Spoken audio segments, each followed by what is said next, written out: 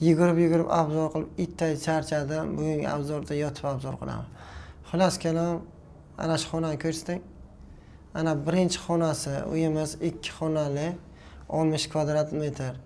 Ikkita xonachasi bor. Ana birinchi xonasi, endi ikkinchi xonaga qani? Yo'qoling qani? Ikkinchi xonasi esimga yo'qda, o'zi ikkinchi xonasi ham chiroyli xona edi. Ana ikkinchi xonasi aboychalar qilingan, qolinchalar bor. Xo'sh, oshxonaga boring qani, oshxonaga? Ana oshxonachasi, oshxona ham zakonni. Ha, zo'richa. Tualet hammom ko'rsin qani? Tualet hammom. Qaysi befarasat ustalar, onag'arlar o'rganganda turib ish qilgan turib. Qishloqdagi tualetda uylaydi bu yerda. Xullas kalom, keling.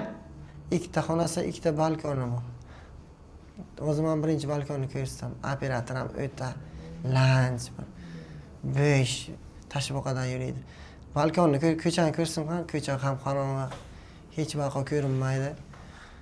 Zirinasi normallar o'zasiz ko'ra olasizlar. Ana bu taraf ko'chasi. Ko'rsing balkonni chiqib.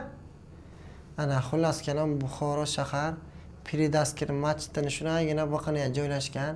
Bemalol juma namoziga emin-erkin borasiz. Xullas kalom, bu uyimiz 60 kvadrat metr. Narxi nechi pul?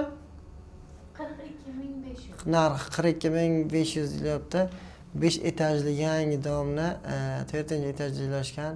Lifti yo'q, hansirab chiqib, hansirab tushasiz. Butun bir azob uqubatda shunday etkazasiz hayotingizni. Agar qashangcha, qarochi, agar uy sotmoqchi bo'lsangiz, olmoqchi bo'lsangiz, qashangcha housega unaqa qiling, aloqaga chiqing.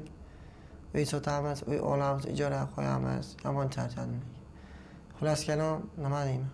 Uy degasini nomerini ham qoldirdim, o'sha videoni o'rtalariga topib olasizlar.